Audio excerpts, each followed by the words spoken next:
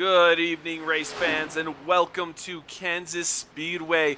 We are here with the Underdog Racing League with 120 laps of action. This is Carl Pooler up in the booth, joined by Zach Hall and, of course, Robert Moyer Jr. as our producer. And, of course, this is always brought to you by Ultimate Siding and Gutters LLC. Our customers say we are the best in the business. We specialize in residential and commercial construction, and we have been in the business for over 15 years. We only use the best materials and are dedicated to completing each project in a timely manner. There's nothing more important than having a house to call a home. Ultimate Siding and Gutters. Well, Zach, it's been a while since we have gotten together and gotten to call a race. I know you've been watching some of this. We've had a lot of action these past couple of weeks. Yeah, I've been saying in tune with the action here, and it's been fantastic, none the least to say. It's classic underdog racing, and I'm expecting more of that here tonight at Kansas. So I'm very excited to be back up here in the booth. Looks like right now Robert Rader up top on that board, and he's definitely a driver that he could be the one looking to get to victory lane tonight. And then look right behind him, Grant Thorpe. That's a name there that I've noticed he could possibly be trying to get it done tonight. But also behind there, newcomer Brandon Colley to 01. We've seen him from other leagues. Very, very talented driver. We'll see what he can produce in that 01 machine here tonight. Definitely good to keep an eye on the rookies of the league. But just hitting on Robert Rader a little bit, he won that race last week. Last season, we did race at Kansas. He led the most of the laps at 42, had the fastest lap. So Robert had a really dominant car last season as well. So we are definitely looking forward to seeing a Robert dominate today. But he can't count his chickens before they are hatched. The big three, as it were, Jason Fensler, Cedric Hunter, and Mark Whitley, hot on his heels. Definitely going to keep an eye on the points, as Mark actually lost a ton of points last week, over 20 points with some late race incidents. So he's going to be looking to climb himself back out of that metaphorical hole and to establish himself as a leader in points again.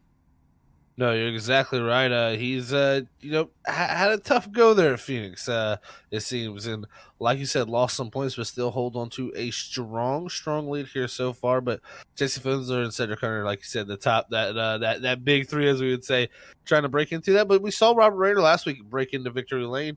I mean, very great race for him. Jason Fensler had a dominant performance, didn't get the finish he would like in that race. So we'll see if he can bounce back, leading the most laps last week and not getting that good finish he wanted. But the one thing about Kansas here, as we enter this racetrack here tonight, it's very line sensitive.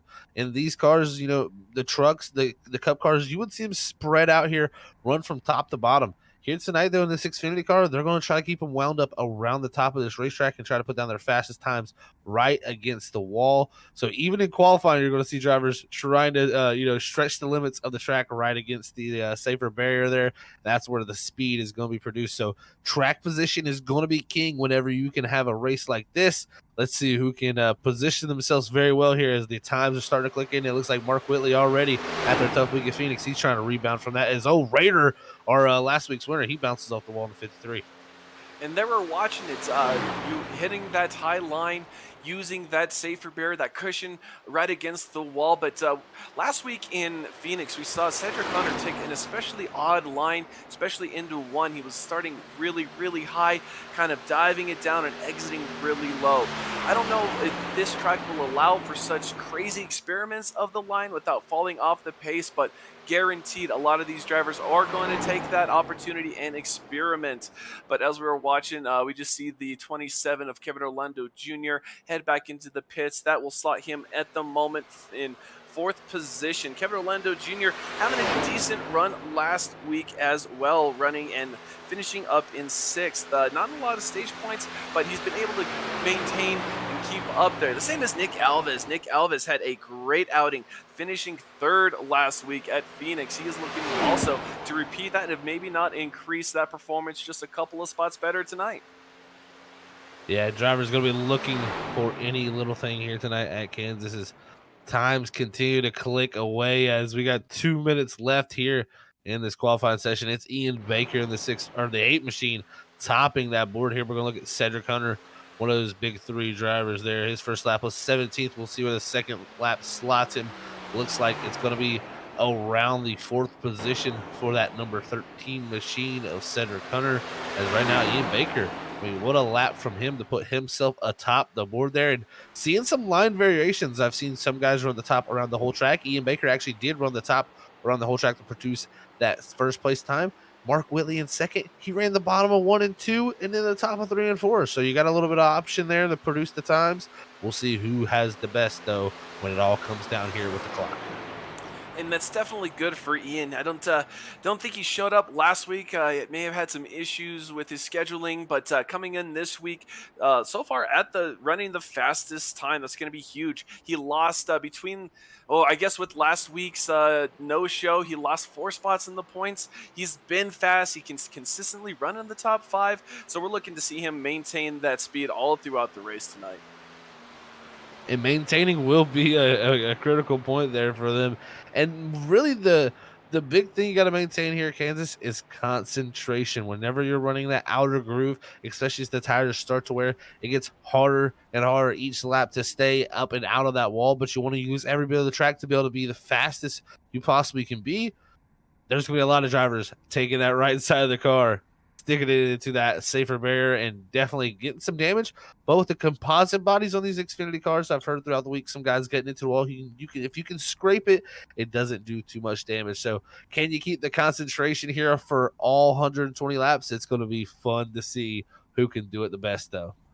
And that's that fine line. You get up in the up next to the wall, you just miss your mark by a couple of inches, and that's the difference between a scrape and a huge incident. We saw last week with people bouncing off the walls, coming inside. But with that, it looks like practice has wrapped up. We see we're gonna pull up the lineup real quick, and of course, we were talking about Ian Baker. Ian Baker taking that top spot. Mark Whitley not far behind in second. Brendan Cawley rounding out that third spot. Robert Rader fourth. Cedric Hunter is fifth there. Jason Fensler sixth. Kevin Orlando Jr. in the 27 in seventh. Ray Lane, we've been watching him these past couple of weeks in eighth. Dylan Walterman in ninth. And wrapping out the top 10, David Bubel. In the 11th position, it's going to be Parker Johnson in the 48 machine. 12th is going to go to Nick Alves. 13th position, it's going to be the 21 of Christopher Heights. 14th, it's going to be Grant Thorpe, who showed a lot of speed in practice. 15th, it's going to be Justice Murphy in the 9. 16th place, it's going to be Cody Dorsey in that 84 machine. 17th is going to be Trevor Earhart, our defending champion here in the Xfinity Series. 18th is going to be the 33 of Justin Stunnard. On the last row here of this group is John Magner in the 15 and the 19th start position, and the 14th is Scott Kerberg in 20. And then rounding out the field, we have James Loveland in 21st, and then 2 drivers without putting down a qualified time. The 26th of Eddie Wildermuth, and then Thomas Stanley. Looks like another newcomer to the league tonight as well. So we have a fully stacked field tonight. These guys are going to be looking to get anything and everything out of this track. As Zach mentioned earlier, definitely wanted to keep the high line. The high line is the preferential line, and that's going to make it interesting on these restarts. We have stages at lap 30, lap 70, so it's going to be interesting as they get restarted and launch, honestly, because that outside line being so dominant. You could run the inside line for a couple of laps, but everyone's going to want to get up to that outside line as soon as they can.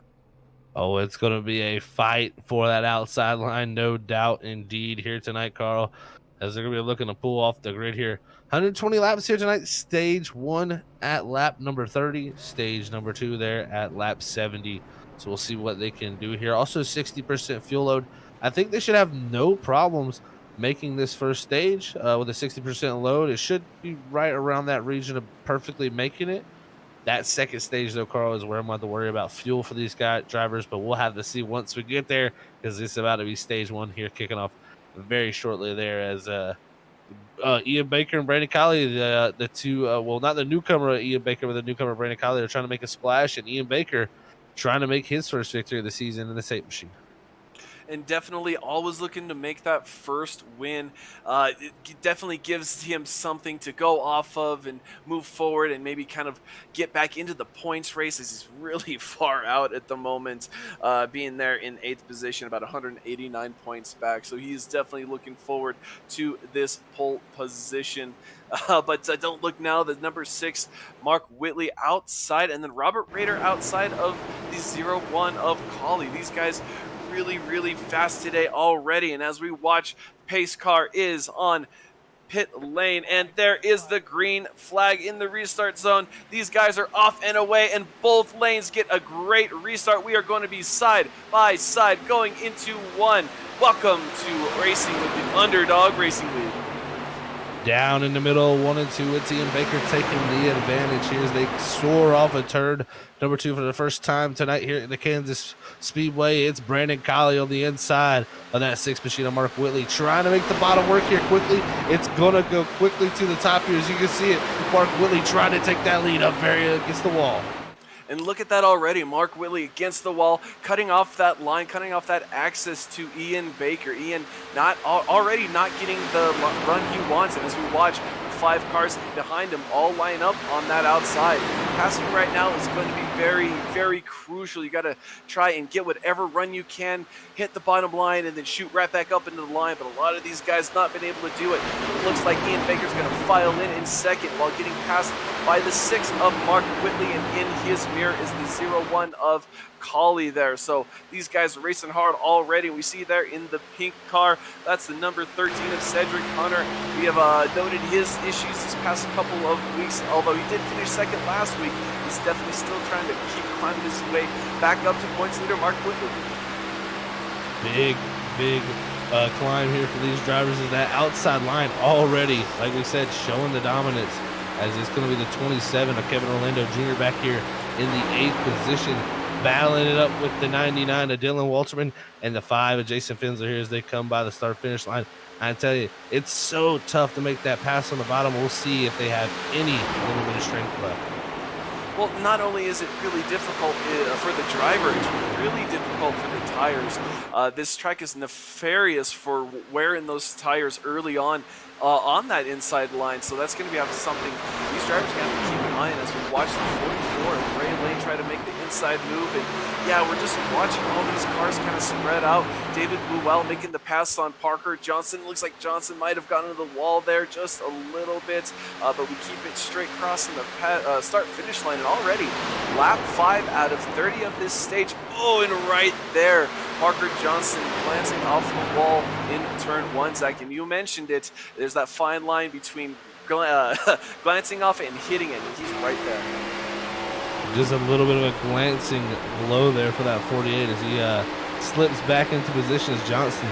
They are already dropping back multiple spots from that 11th starting spot. And, you know, that's one way to get the passes done on the bottom. If your driver up top makes the mistake, slides up into the wall, and is checked up, then, man, I tell you, it's definitely, you know, a easier spot to take, is now you can see Johnson there trying to defend this position on the 56 of James Lowen, who, like we said, started near the rear of the field here in the 21st position. He's trying to move his way up, and one of the drivers that normally performs very well here at the mile and a half. An interesting note about James Loveland is he's been starting at the back these past couple of weeks and just working his way up. By the end of the race, he's definitely up there racing for the lead. But another story is this 25, Trevor Earhart. He has had some struggles these past few weeks, not qualifying very well, getting caught up in the incidents. We've had plenty over the last 2 or 3 weeks, and he is looking to change that today. Definitely wants to get out of here with the top 5 finish if he wants a shot to try and repeat as series champion. Yeah, it's been a tough season coming off of that championship. Just really not what, you know, we would have thought. An old caution is out on the racetrack up ahead. Looks like somebody stopped up near that start finish line. Looks like it's Kevin Orlando Jr. The 27 machine that's going to bring out the first caution of the season. And we've seen this, Zach, these past couple of weeks is the racing has been really exciting, really close. But with all the closeness has come these incidents. Depending on, you know, someone get their nose chopped off or maybe just trying to push a little too aggressively, but we're going to really find out here at the instant replay. There we see the 27 of Kevin Orlando Jr. coming out of turn 4 right there. The 99 of Dylan Walterman. Dylan gets into the wall coming out of 4, and there's the 27 just trying to avoid him, but the 99 just can't save it and gets into the rear quarter panel of the 27. So once again, we show starting in the field what that can do, and if a car gets loose outside of you, you have a huge possibility of getting caught up in that collateral damage, and that's what we saw between the 99 and the 27. That's just wrong place at the wrong time there for the Kevin Orlando Jr. and just a tough break from there as you can see him slide into a stop there at that start finish line. And yeah, gonna have major right side damage on that race car as he's gonna have to try to rebound from that here in this race. But you gotta remember here at the Underdog Racing League, do have one fast repair. So you'll be able to hopefully get that car fixed up here at some point during this race. Same with Dylan Walsh, but he's got a pretty good damaged rear end there. As looks like some drivers making the fake on pit road, as some will be takers. And it looks like around David Boel back here in that 52 machine, he'll be one of the first takers along with Cody Dorsey in the 84 machine. And Zach, I'm beginning to wonder already. Lap 10, we have 20 laps to go in this stage. It does conclude at lap 30. Is this strategy or just playing mind games? Because, like I said, these past couple of weeks, I think we had 8 cautions last week, 6 due to incidents. We had 7 due to incident the week before that. So I'm wondering if some of these guys are trying to roll the dice and maybe count on those cautions coming later on in this race. It's very possible that I mean, that could be a little bit of a strategy play by this group back here. But I think a few of them got some damage. David Boyle included in that group, some rear damage. So I think a few guys coming here trying to get a few fenders pulled out along with Parker Johnson. Same, he had a little bit of damage. So right there, Rose, I think more than anything, damage control with the fuel not being a concern, especially with this caution now here for lap 30. And not really wanting to waste a set of tires possibly either here this early either, as they got 4 in the set of pit road, as looks like most of them just got the cars working.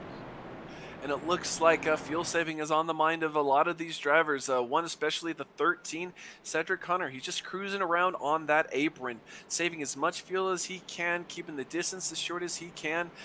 Smart move. It's worked for him before. We saw, I think it was Pocono. He wasn't sure if he was going to make it. He just was barely able to squeak it out. But definitely these guys already thinking about the end game, when they're going to pit, where they're going to pit, because you don't, I feel, especially at a track like Kansas with the outside dominant position, field track position is going to be key, and a lot of these guys are trying to debate when to pit, how to pit, who do you want to pit with, because we have seen the 13 and the 6 kind of rub fenders earlier in this season. They know they race each other hard, but they race each other clean for the most part, and I think that's going to be another part of pitting in the strategy of this race. It very well could be. And yeah, just it's a tough place to race even side by side. So you got to get a little aggressive sometimes with a few things out here in Kansas. You got to pull a slide job on somebody. So we could see definitely some interesting thoughts after this race with a few drivers out there. So right now, it looks like Whitley's still going to be controlling that field when we go back to green. But I tell you, Ian Baker, he saw how easily it was to take that position on that outside lane. We'll see if Willie elects to take the top or the bottom. What's he like to start on? If you start down low, you get that shortcut heading down to the corner. Do you have that good feeling, though, that you can clear down in 1 and 2? Because if you do not clear that 8 machine down in 1 and 2, he's going to use the advantage at the top of 3 and 4, and he's going to go right around you. So we'll have to see as that pace car light goes off.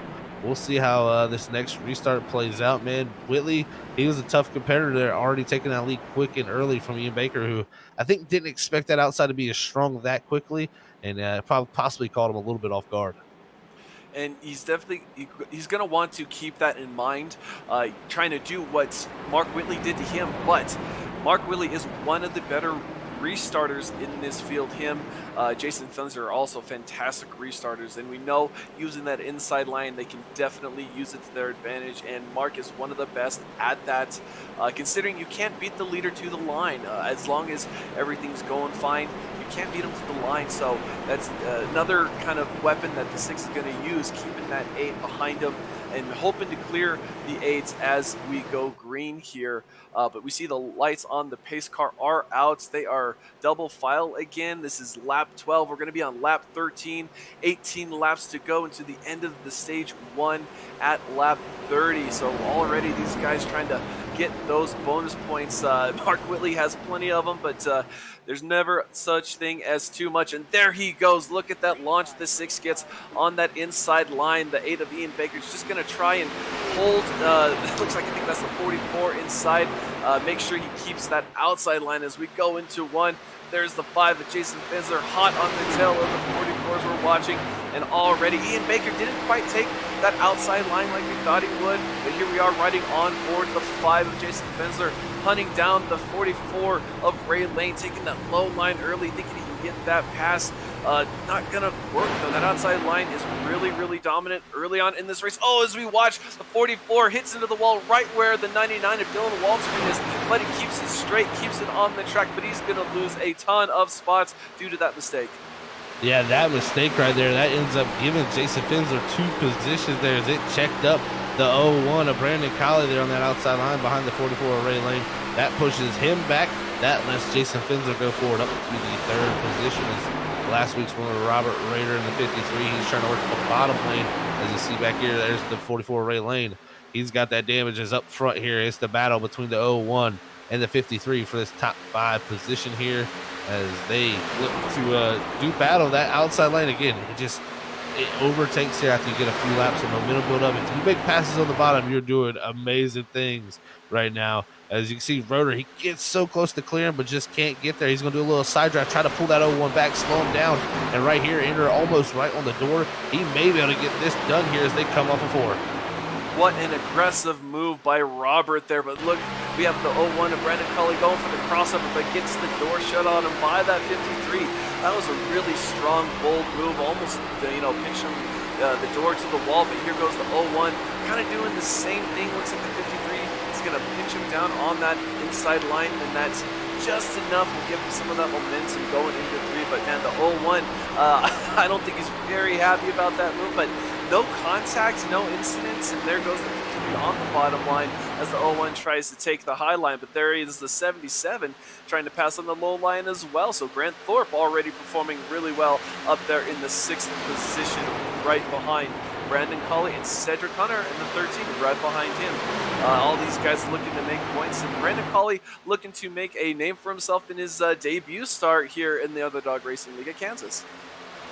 Yeah, definitely a good debut it could be for him as we look farther back here throughout the field battle. And it's James Loveland. He's been the one driver that's really come through the field, and man, already trying to make a move for the 9th position from that 21st starting position. It's James Loveland with Christopher Heights up on top. Heights is going to hold on to that position. Murphy's got to run from behind in the 9 machine. He ducks it low behind the 56 of Loveland. He's going to try to take position, but again, that outside line going to be the preferred groove here. But some drivers showing you can get it down on the bottom, and that's Trevor Earhart back there also in the bottom lane in the 25 machine. And all this racing going on, but this is getting really, really intense because some of these guys, we do see a few choice cars taking the inside line, but everyone else taking the outside. But here we are, battle for second. Jason Fensler making a pass on the 8 machine, but it looks like Ian Baker kind of just let him kind of go by, didn't want to burn up his stuff. But there's the 25 of Trevor Earhart. He started 17th. He's up to 12th now, so he's looking to try and get some stage points as he has a great run getting off of 4 and getting off of 2 and getting into 3. So these guys really battling it out. And there's the 99 Dylan Walterman on the inside. We noted his incident. Oh, and there's a 33 Justin Stunnard bouncing off the wall. Oh, looks like he can keep it under control, so we stay green. But Zach, we've been seeing, no matter how hard or how light they tap that wall, these cars have taken a good lap and a half to get back up to speed. Is that just the damage or how these cars are geared? Yeah, I personally, losing that much momentum, it does hurt. So that just the momentum loss from hitting the wall, but the damage is so severe. Look at this Grant Thorpe. He's trying to use all the bottom lane to make passes, and man, I'm seeing so many guys bounce off the wall coming off of 4 on the top side. So That's kind of been calamity corner right now. Trevor Earhart, he made a couple passes. He slides back with a hit off the wall. And 53 Raider, he's done great here so far to make the bottom work. And he's drove right. I mean, really, he was around that sixth position there in this last restart. He's driven himself right up into the third place, and he's been able to make passes on the bottom where not many people have been able to do it. As you check back here to Ray Lane in the 10th position, kind of all by lonesome as the four ahead of him battle. And Ray Lane was up there in the top four. We documented him getting a good shot of the turn four wall. But getting back to the 53 Robert Rader, one last week that definitely boosts your confidence. But he is driving extremely aggressively considering how early it is. Lap 22, we have about 9 laps left. He side drafted both the 01 and the 8 really aggressively. His tactic seems to be get him in turn 3 and really dive it in there coming out of 4 and take that pass. With the 8s, our pole sitter falling back slowly but steadily as the 01 goes to make a pass on the inside as well. So I think that 8 machine maybe good short run speed, but the long run speed has leaves something to be desired. Yeah, it definitely does leave something to be desired for that 8 machine. Is he's trying to hold off this 01 as he crossed back under him, but the 01 of Brandon Colley Smart not going to let him get that bottom lane to work, and he's going to take that position for me. Baker slide him up to 4th, and Grant Thorpe, he's going to be trying to close in up to that 8 machine as he's got Cedric Hearn in the 13 there directly behind him. Also, as there's a gap built up between him to Dylan Walterman back to 8th. And then as we were talking, the 53 once again making a move, but this time on the 6 of Mark Whitley. Mark Whitley getting past there by the 53. So this 53 car is on rails and just really getting through the field. With the starting spot of 4th, he didn't take any time. Oh, looks like, there's an incident. We see the 01 get into the wall. I'm sorry, the car of the 6. It looks like we keep it straight again. So that turn 4 is treacherous for all these drivers. These cars are really skirting up there and bouncing off the walls, bouncing off each other. This is a little intense for this early on. Yeah, it's looking like everybody's having a tough time turning off the bottom there, especially Brandon Colley. I don't think he expected that 6 to be there, and the 6 had to check up due to him getting into the wall. And just right side damage on right side damage for a lot of these guys. I mean, Cedric Hunter, Brandon Colley, Mark Whitley, Ray Lane, multiple different drivers here into that outside wall. Trevor Earhart. I mean, you're seeing drivers like Walterman here in the 99. He's doing a great job here at Kansas, driving his way up into the picture. And Grant Thorpe in the 77 up ahead of this. He is doing a great job also of driving by here as they got clean race cars that they've kept out of the wall here as we're closing into that stage here. 3 wide. 3 wide going into 3, the 6, the 01, the 99. The 99 has the inside lane. Looks like he's going to take a little bit of a slide job right in front of those 2 cars behind him. And we see Mark Whitley in the wall. Mark Whitley in the wall again off turn 4. But keeps it straight, keeps it out of his competitors, the 01 and the 13 that are right there. But these cars are not taking turn 4 very well at all. On lap 27, we are 4 laps to go here in this stage, so these guys are doing anything and everything they can, stay in the top 10 and keep those points. But I think that line that you mentioned earlier is just that much more narrow for these drivers. At the 99, he did cause our first caution. He had an incident with the 27 of Ken Orlando Jr. Got some repairs. Looks like he's back. He is now in 4th position while starting in 9th. So 99 Dylan Walterman running through this field and looks to make the pass on the 8 of Ian Baker, our pole sitter, with 3 to go. Yeah, and he is using that advantage there. He got that fast repair and took some tires on the last stop. So he's driven his way up here with the help of 4 fresh tires, and he's really been able to use that pace here in these closing laps of the stage. As it looks like it's going to be 2 to go here in this stage, Carl. And I tell you what, Filmsler, he's opened up about an 0.8 of a second gap as Raider. He's got there and kind of held that distance. So we'll have to see next stage if Raider can keep that second spot and maybe save that charge for that number 5 machine. But I tell you what, it's been a great stage here, Aria, with some great racing as Finsler comes out of 4. And, a great racing indeed, some really tight battling. We've seen especially some really aggressive driving from that 53 of Robert Rader, but no incidents from him. Only some, bouncing off the wall at turn 4. These guys getting everything they can. This is lap 30, so we're going to conclude this lap, and it'll be stage Everyone's fighting for stage points. Looks like the pack is broken away from the third place of Dylan Walterman. There's still a battle going on for fourth of Ian Baker and Brandon Colley. But will Colley be able to make this pass before the stage end? I don't know if he'll be able to make it.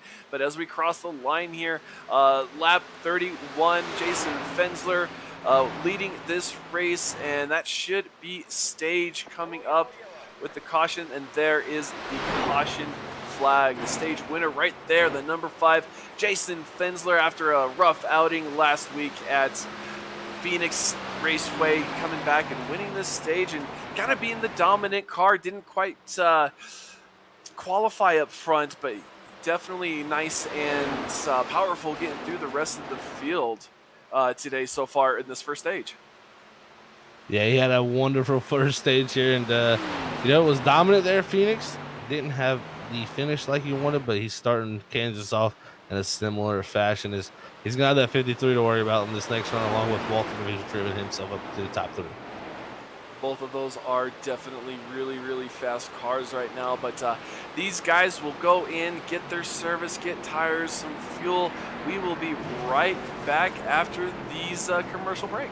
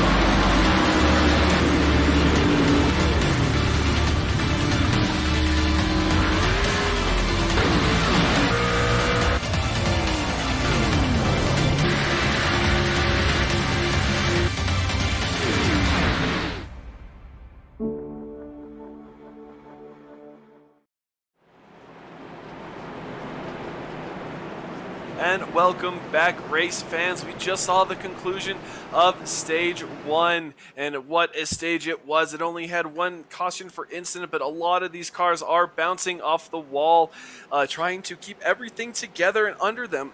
But as we're talking here, it looks like we're about to go green. The pace car lights are off, and he makes that hard left turn, and here we go. We see Jason Fensler in the 5 on the outside, Robert Rader at 53 on the inside, and we are green. The 5 getting a great start, starting on that outside line. Instead of choosing that inside line, we saw Mark Whitley choose the last restart and going into one, already a sizable gap. Look at this, the 4-pack of cars behind him, the 99, the 6, the 53, and the 8 are pole sitter. These guys are hungry and looking for more points, as we see the 99 Dylan Walterman slide up into that 3rd position, but don't look now. 53 right in front of you, see on the low line, trying to make that move to Jason Fensler, but just can't quite make it work, coming out of 4. So these guys already getting all that they can on the restart, Zach. These definitely going to be fun seeing these tires where as they go on. Yeah, this run right here is going to be very crucial to see. Can they make it on fuel, and what will the tires do as Raider tries to close the gap down? We ride on board here with the 6 of Whitley, who's holding that 4th position, but Robert Raider right now, he is all in attack mode up there in that 2nd position, trying to formulate something as he dropped back a few, car lengths, but it's go time for him as he was able to drive himself up into position there in that last stage. We'll see what he can produce with this 53 here in this 2nd stage. I think patience right now is probably the biggest virtue you can have. New tires, you had a great start position, you had the 5 in front of you. Don't make any mistakes, and I think that would be key, is don't make mistakes. We've seen a lot of these drivers, including the 6 of Mark Whitley, make mistakes, get into that line, get into that wall, and cause damage, fall back, and we see a classic crossover move between the 6 and the 99, making the 6 get that solid 3rd position. So the 6, it looks like he's recovered from his couple of glances off the wall and is charging forward with the 53. I gotta say, he has the most, I guess, varied of lines. He's not running too far, too close against that wall. He's running about a half a car length down, but he also is really running that inside line really well. So that's going to be huge and definitely key for later in the run. But the 6 of Mark Whitley not giving him any break. But we see a battle there between the 44 and the 21 and Christopher Heights. Looks like that is the battle for 7th. So these guys already trying to get it all dicey there for 7th. And right in front of him is the 56 of James Loveland, who started all the way down in 21st position, is now in 6th. So great run for James Loveland coming to the field as quickly as he has. With 40 laps done, we have 80 laps to go, but only 30 more laps in this stage. So these laps already ticking away really, really quickly. Yeah, laps clicking away very quickly. Yes, indeed they are, Carl. And that 56 Loveland, like you brought up, started at 21st position, now up to 6th, and looking pretty strong at it this point too. So gotta give him a good shout there. But we just had a position change for 2nd, actually. Mark Whitley, he's made big moves. He got around Walterman and Roeder in the matter of 2 or 3 laps, and he's up to the 2nd position here, directly behind Jason Fensler, our winner of stage 1. And, looking at the video, as all you race fans can see, doesn't look like Raider actually lost that much space to the 5 of Jason Fensler.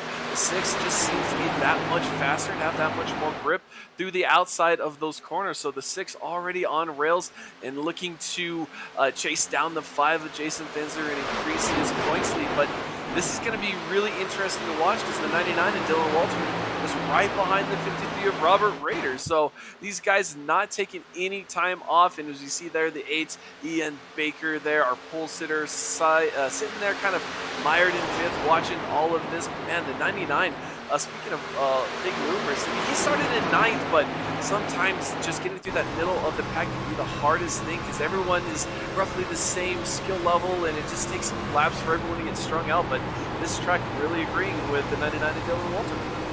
Yeah, and Walterman, he's got a dirt background, so not really surprised by this, a track that you have to run that high line.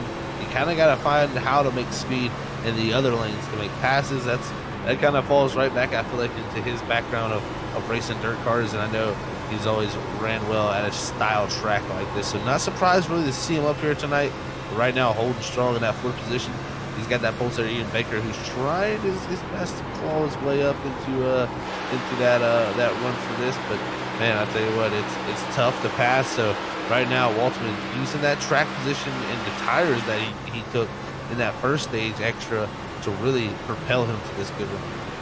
And we were watching as we were on board, looking forward. We saw the 53 of Robert Rader try something new. He was trying the inside line about 2-3 laps in a row, and right now the 99 takes that inside line away, but just can't quite make the pass. Gets back in line going into turn 3, but this is really interesting seeing the 53 try and run that inside line anyway, but he was losing actually quite a bit of speed, and that's what helps the 99 catch up to him. But there's the 8, Ian Baker, right behind the 99, looking to make that pass into 4th, and he looks like he's going to be at the door.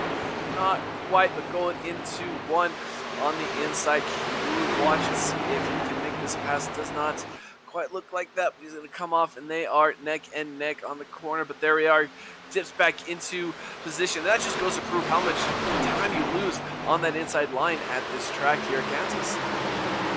Yeah, you really do lose so much time, and really the time that's lost is just having to, lift out of that throttle more as the radius of the corner is just so much tighter. It really causes you to have to lift there. As you look back here, it's Brandon Kiley now making the big moves. He's got himself up to 8th as he's trying to complete the pass here for 8th, and he finally does there down to 1 and 2 on Chris Rides in that 21 machine along with Parker Johnson there directly behind. Brandon Kiley started up 3rd. His drop back had that damage, I imagine, got it worked on, and is now trying to work his way back up there. Another driver who's having some struggles along with that has really fell back throughout this race is the 13 of Cedric Hunter. Really tough race for him there, as that right front damage that he concluded with has really kept him out of the contention of this race. Back in 15th, his worst run of the season. And Cedric Hunter is one of those drivers. He's in a 3rd position right now in points behind Jason Fensler. He's only about, I don't know, a few points back of Fensler himself, but it gets definitely really scary to be there and not have the performance you're looking for.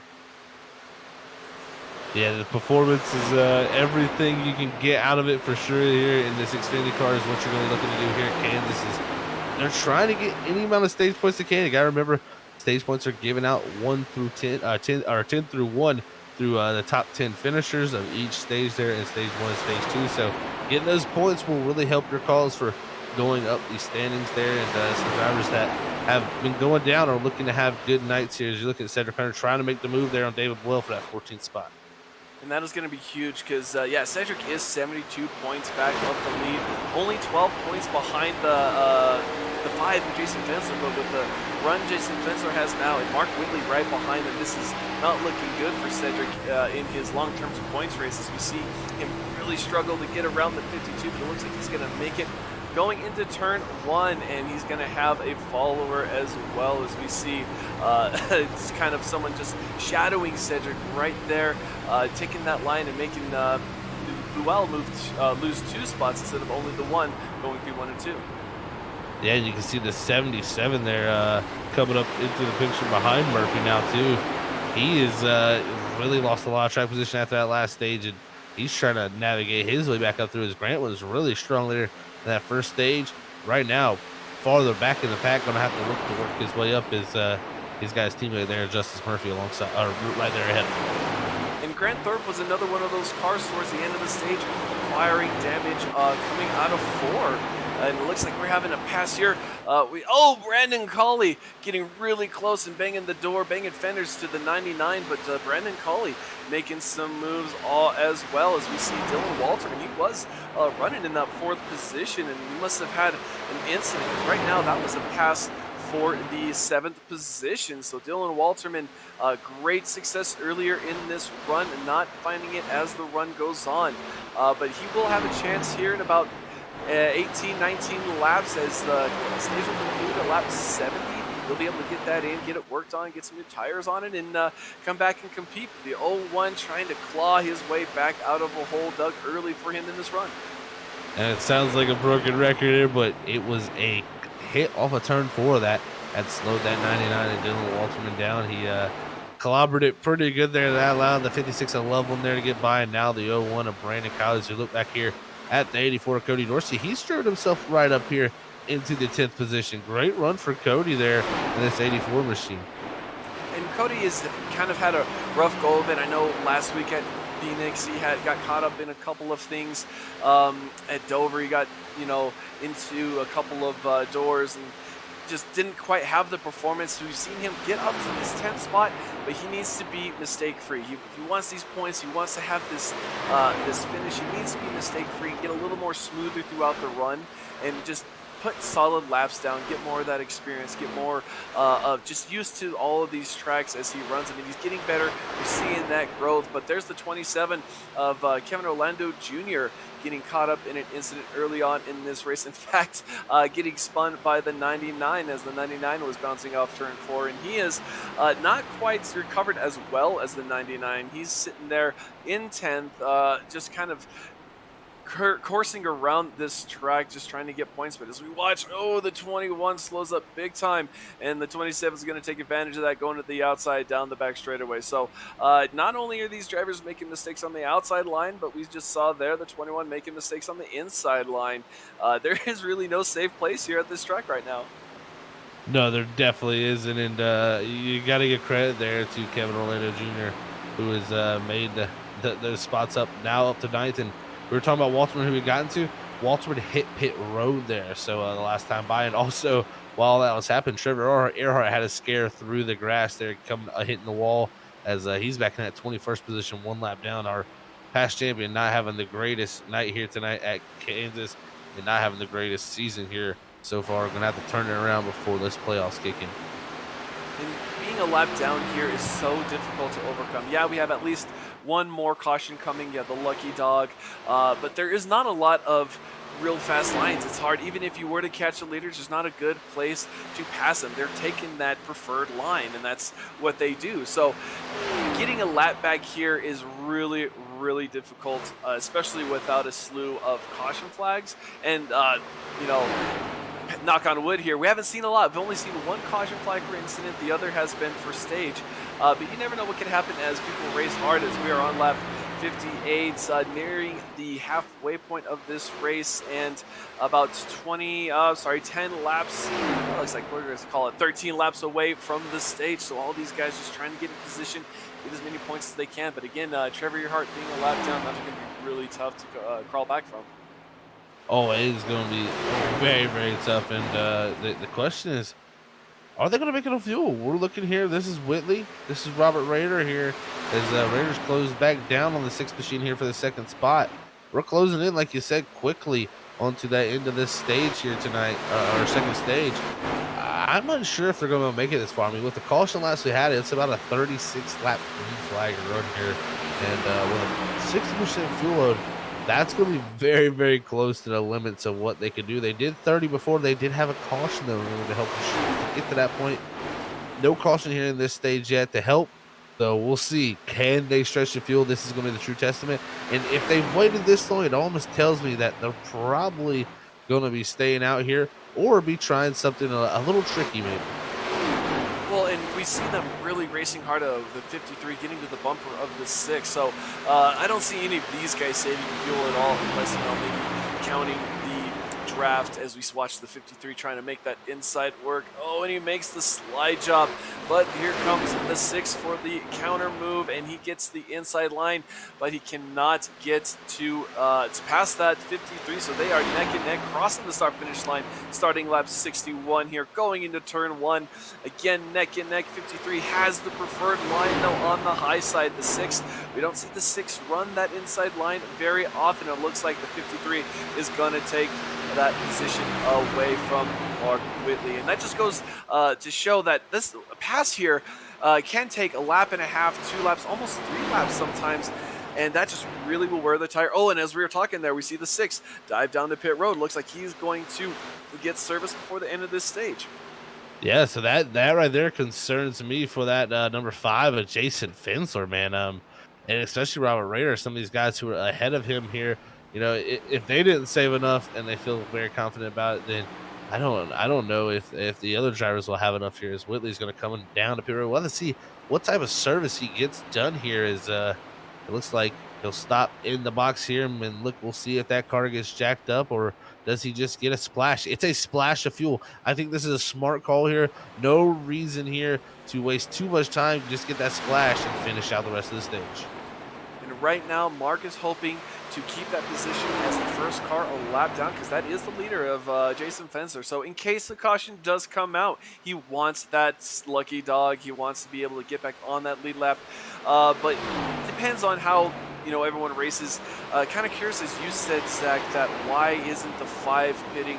Why hasn't the 53 pit either? Only as we're talking, there goes the 5 and the 53, and then you see the 44 of Ray Lane behind them. So this will help us cycle through. But it's interesting with the fuel only call, especially with everyone needing to pit. Zach, why wouldn't you take tires here and just stay out during the stage? Yeah, I think that just the difference, 1 to 2 laps here, even at Kansas, will be a considerable amount of tire wear difference. So I think that's why you're seeing a few guys, say, I'm just going to take a splash. There you see Jason Fielder, there you see Robert Rayner, along with maybe even Ian Baker there. They're all going to be taking splashes here. No reason to waste a set of tires as they come down here. I think Ian Baker may have even took 2 tires there. So I'm going to start that car to check up. Looking at the 13, though, of Cedric Hunter here, he's right now back in the third position on the racetrack as he's behind Kevin Orlando Jr. and the 21 of Christopher Heights, who are directly ahead of him. I think all 3 of these guys right here, Carl, all in eco mode, as they would call it. I know we got Brian Johnson out there in the chat. He's telling us that the 13 is it's saving, and he dropped back pretty early, so I think he might have planned this from the get-go. We'll see. Did the 13 play his car right? Maybe that's why he was so far back there and so off the pace compared to what he usually is. Definitely interesting to see him go fuel save. We saw him on the caution of the stage. He was riding around there on the apron. Granted, it was only about 10 feet or so from the race surface, but after a while that builds up, you actually get a decent amount. This being a 1.5-mile track, there is a draft. There is ways you can save fuel, letting off throttle earlier into the corner, taking just a little bit easier in a delayed return to the throttle on corner exit, but definitely it can be done here. And with it being lap 68 already, I would say these guys have made their bed and they are going to ride it out for as long as they can. I'm sorry, that was lap 66 going on to 67. But Cedric Hunter looking to kind of try and gain back some of those stage points he missed out on the first stage. Yeah, trying to make up for a lost cause there earlier. He's now in position here as he's in that second spot. But you can see Christopher Heights, he's like, I'm not ready to give up the position to you, Cedric, there. But look, here goes Cedric. It may be 3 wide here. The 24 Alves up top. He's going to be 1 lap down, getting his lap back here to get onto the lead lap. But looks like Cedric Hunter slowed down considerably there on lap 68. I don't know if that was a fuel saving measure just to enter the corner that much slower, but man, just a huge amount of saving. The same with Heights there as he's slowing down in the 21 machine. Right now, Jason Finsler, he's 17 seconds behind this. He's definitely not going to catch him if they can make it to the stage. It's definitely interesting to watch. It could be just trying to keep out of the mess because Nick Alves definitely wants that position back. He wants to get that lead lap back, but I'm hearing that Cedric is actually shutting the car off. Oh, and you can see it there. Look at that tack go to 0. He is clutching it. He is throwing the ignition around. He is doing whatever he can to save fuel, and he makes his pass on the 21. That is technically the pass for the lead at this stage, and this is lap 69. So we have about 1.5 laps left of this stage, which will conclude at the end of lap 70. So that's definitely interesting as we're riding along with the 21.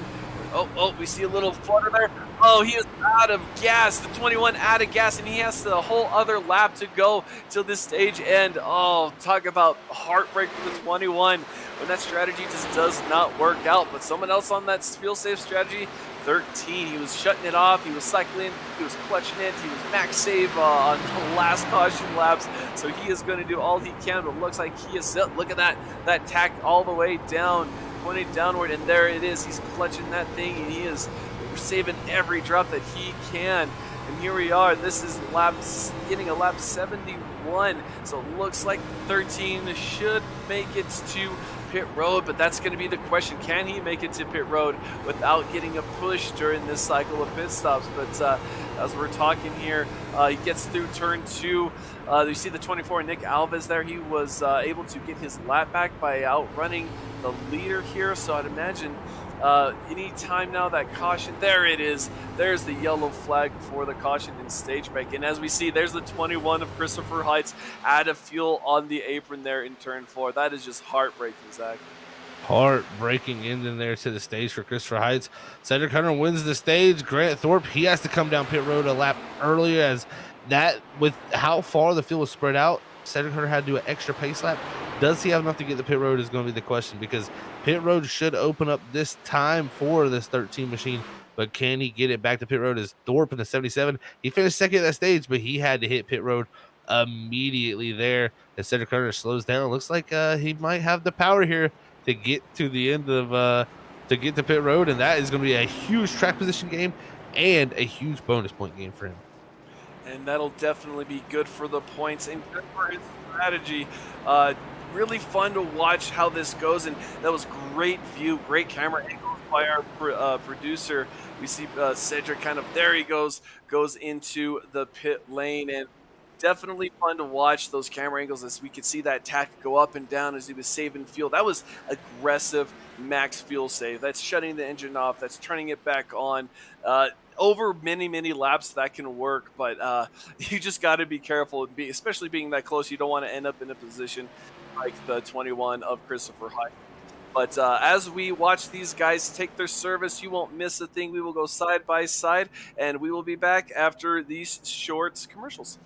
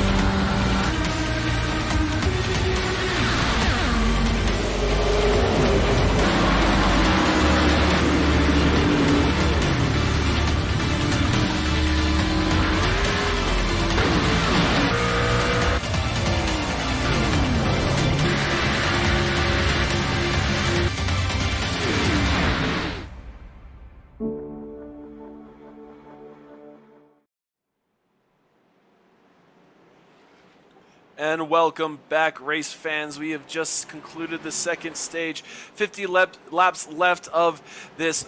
I guess I have 45 laps, but let's not forget one of our sponsors, ButtKicker. Every game deserves a truly immersive experience. The ButtKicker Gamer 2 lets you feel every detail from subtle footsteps to the rumble of a V10 powered race car. By moving a physical mass instead of only air, the Gamer 2 provides an instant, accurate, powerful base response, and it's all perfectly in sync with every game with no additional software required. Go visit them at buttkicker.com and put in the discount code FreakyFast20 to get 20% off your entire order. ButtKicker, feel what you've been missing. So here we are back green. Cedric Hunter using some strategy, using some max fuel save, got that track position, started in first and did not waste it as he gets out to about, I don't know, 3/10, 4/10 of a second lead.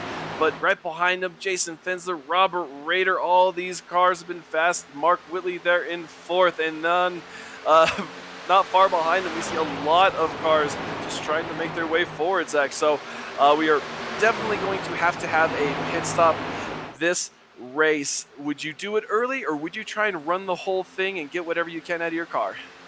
You know, I'm thinking that pit stop's going to come around somewhere around that lap 100 to 105 mark. We're probably going to see 20 to 15 to go.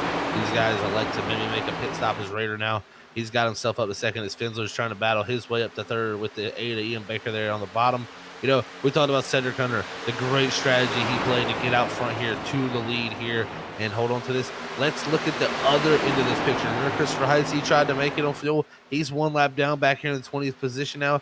And along with him, Grant Thorpe finished second in the stage. He was able to make it to that stage, but he had to pit actually the next lap early while pit road was closed. He's going to be back in 14th and have to start near the tail end along this line. So it just shows you what the risk was like to save that fuel. The 13 was able to do it. Now he's got the track position, and now he's feeling the fight of this 53 of Robert Rader, who's trying to go back-to-back after winning at Phoenix last week.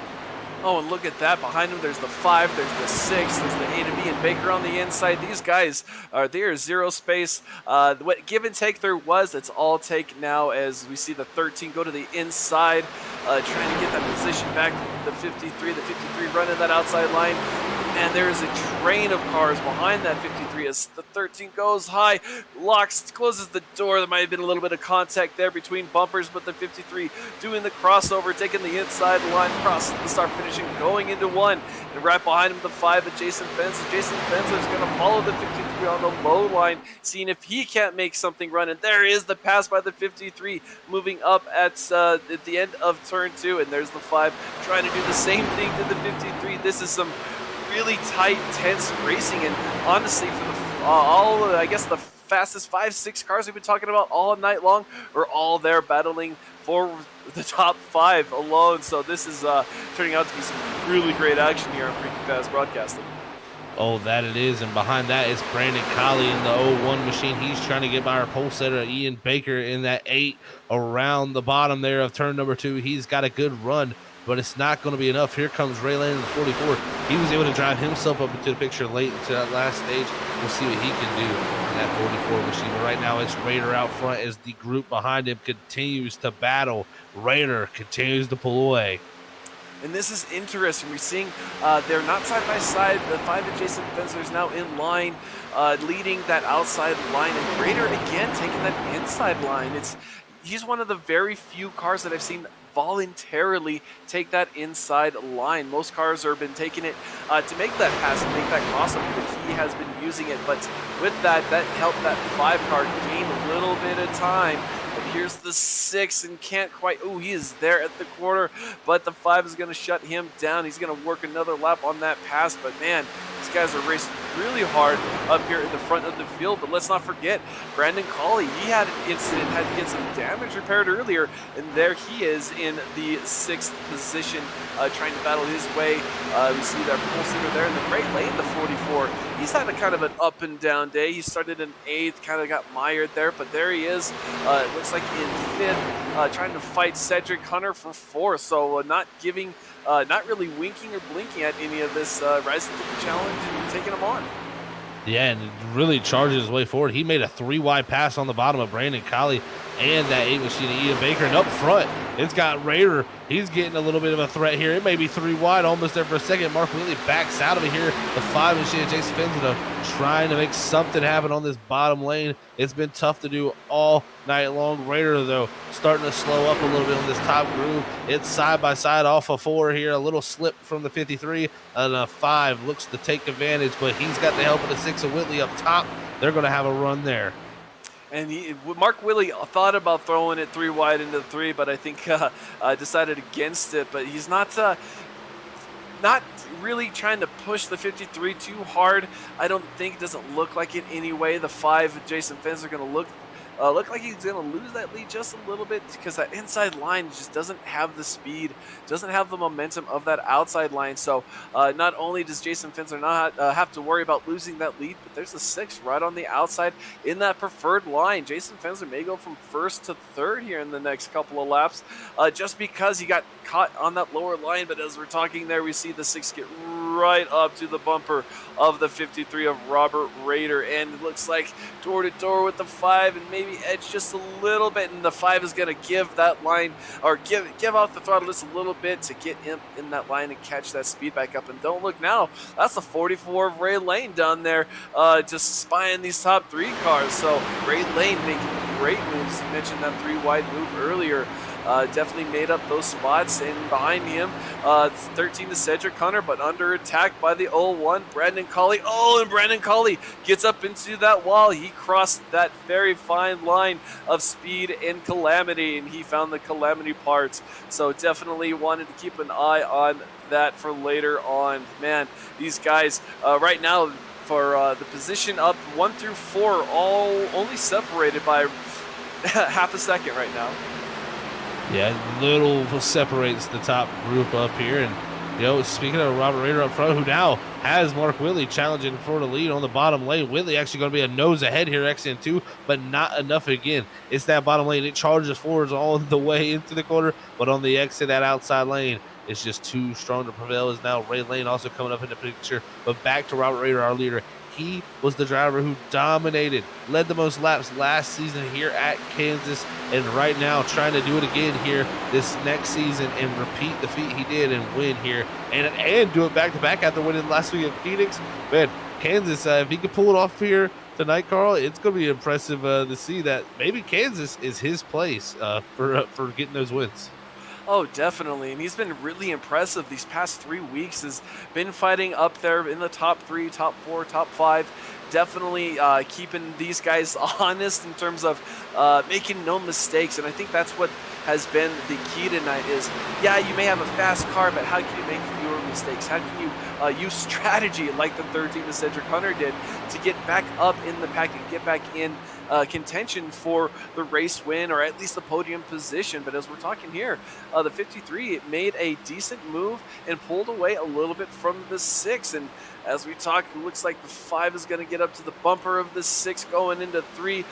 Everyone hugging that wall as hard as they can, but right behind him in 4th position is that black car, the 44 of Ray Lane. Not being lax right there. He's just taking it smart, taking it cautiously. We have seen where the leaders have taken each other out, and being able to capitalize has been a kind of staple the past couple of weeks. But I think Ray Lane is definitely thinking about that as we are on lap 91. We have about 30 laps left of this race. And you mentioned, Zach, green flag pit stops maybe coming sooner rather than later. You mentioned right around lap 100. So 10 laps or so, these guys would be looking for fuel. Yeah, and I wouldn't be surprised if we see it as early as 95. So here in the next 3 to 5 laps, I could see some people electing to do the major undercut to try to hold on to the track position that they can gain. But it's going to be a major gamble at that. But with 29 to go here, your top 4 all within a half a second here. It's anybody's game up front right now. Raider just doing the great job of holding that line and up in the groove. But Raider's been the one driver that would personally coming off of 4 has been the closest to the wall each and every lap. Whitley, I think, learned his mistake early in the run. Is now it's a big run. He had the help of Jason Finsner to push him on the bottom line. He's going to go off into 1 and 2. He's going to try to slide him in front of the 53, but the 53 is not going to let that happen. Here comes the undercut from the bottom. And I tell you what, Mark Whitley, though, may have played that just right. He's going to have the outside down to 3. Can Raider, though, pull the same slider he just did? Raider's been running that inside line voluntarily all race long, so if anyone can hold it, it will be him, as they are door to door coming out of 4, but it looks like the 6 is going to have that momentum and pull away. Now the problem is for the 53 is there's the 5 of Jason Fensler right next to him, cutting off that line as well. Looks like Robert Raider may lose another position, if not 2 positions, if he can't get up there. No, he's going to sneak, and he is going to squeeze right in there between the 6 and the 5. That is another really bold and heads-up move by the 53 to stem the bleeding and not lose too many more positions, because I know the 44 was right in his mirror, hoping him to make another mistake and take that inside line and maybe freight train him around the outside. Oh, and we got Pit Road is starting to get a little popular. There's 3 drivers coming down. It's the 13 to Cedric Hunter. It's the 8 to Ian Baker and the 01 to Brandon Colley. And I tell you what, Baker, he's probably going to have a penalty as he hit the cone on the entry to Pit Road there and was a little bit outside there. So he may have an unsafe entry, but 2 cars already electing to hit Pit Road. And it looks like a few others starting to come off also. So it looks like David Wells, Scott Kerberg, along with Parker Johnston have all got service done. Everybody looking to make pit stops here around lap 95.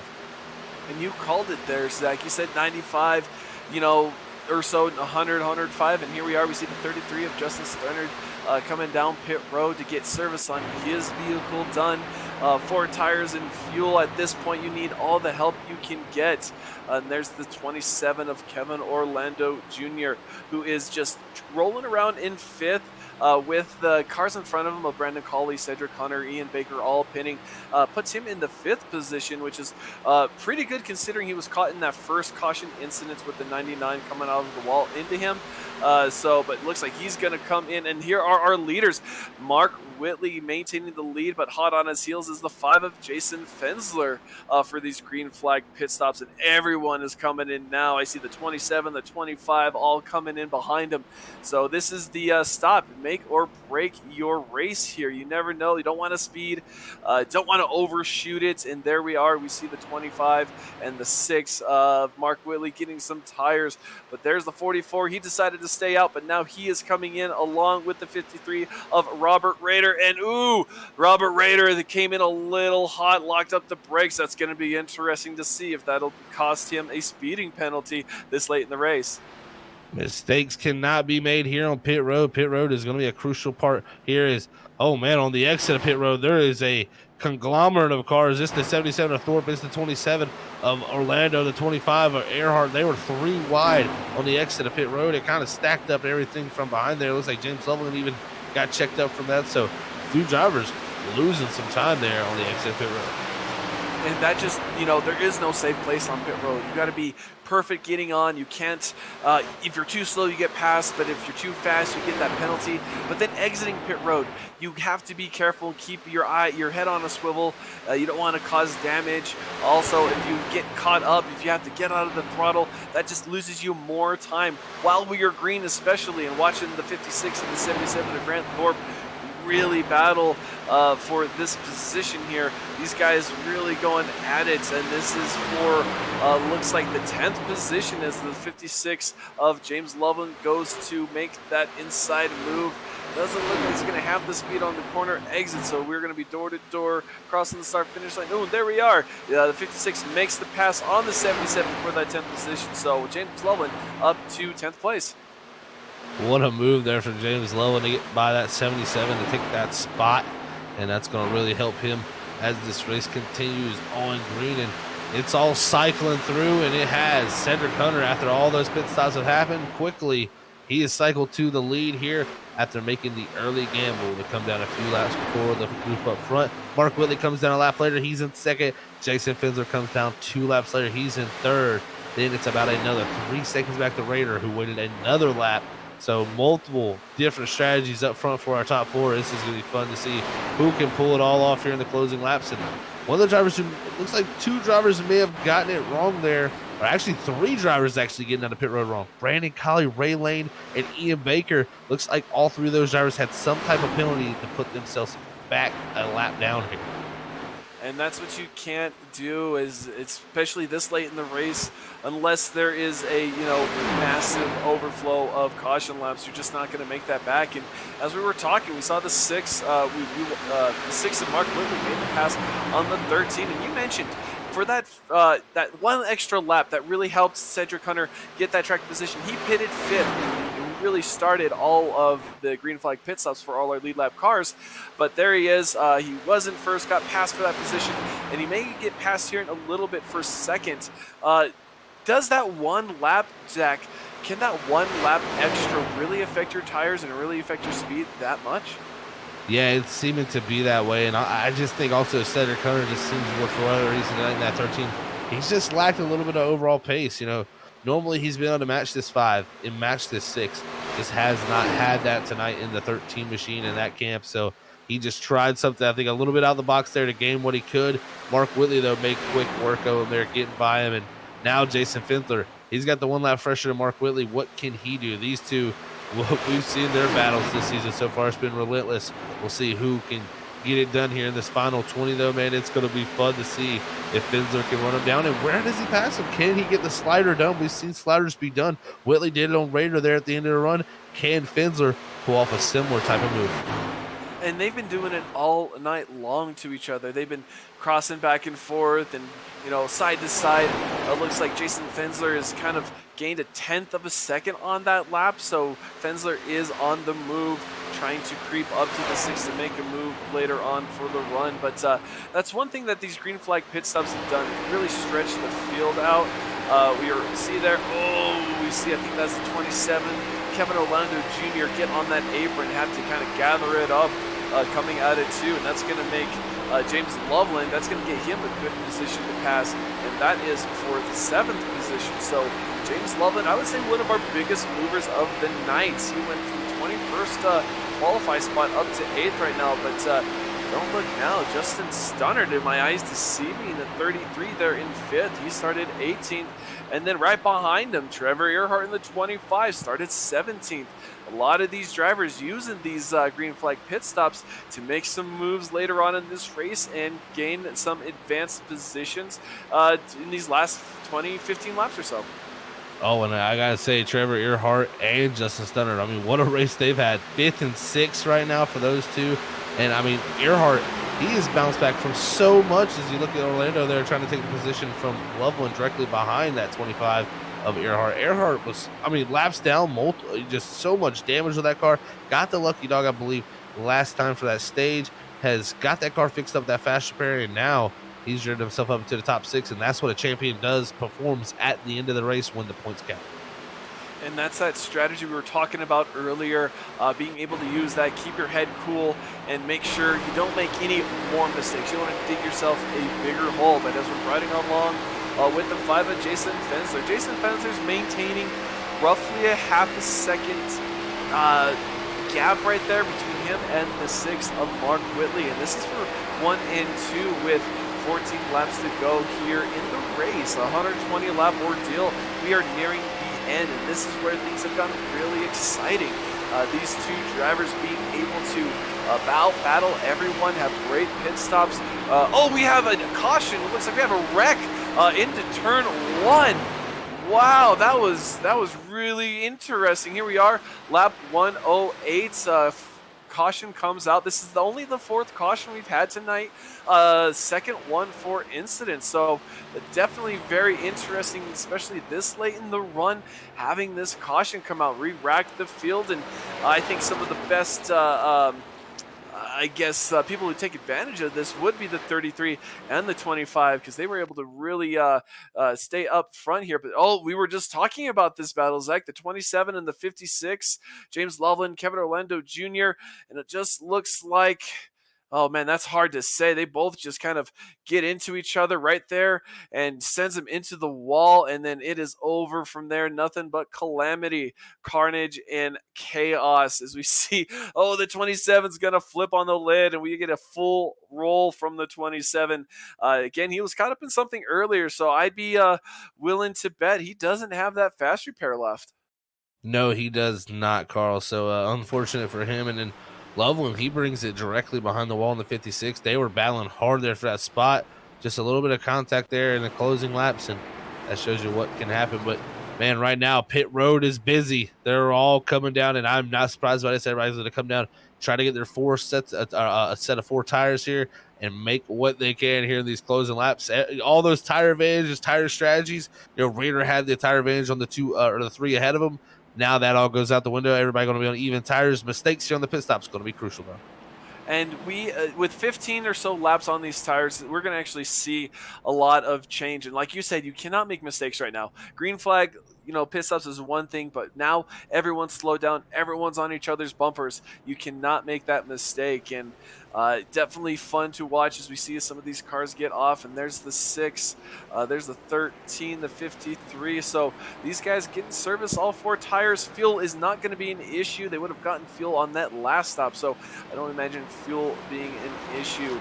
But as these guys go around and get caught up back to the pace car, we're going to give a shout out to Advanced Sim Racing. They were founded in 2020, and they are the fastest growing North American racing simulation chassis manufacturer and digital motorsport equipment retailer. They're owned and operated by passionate sim racers like you and me. The company designs and builds the sturdiest and most durable aluminum profile simulation cockpits available in the market today. They get all their premium grade materials from United States, Canada. They offer high quality rigs without any weak points, and most importantly, zero flex. Advanced Sim Racing, go to them, check them out, use the discount code FreakyFast5, all spelled out, for 5% off your entire order. Advanced Sim Racing. Oh man, Zach, we have seen a lot of interesting moves this late on in the run, and am I seeing the 6 get passed there by the 99? Did we have some people not pit in that last cycle? It looks like Stunnard and Walterman both elected to stay out here on this latest caution. So, yeah, interesting strategy. Now, these two have definitely got some laps on those tires there. As the last time we seen them hit pit road, it was lap 97 for that 99 machine. And up front in the 33 machine, it was lap 96.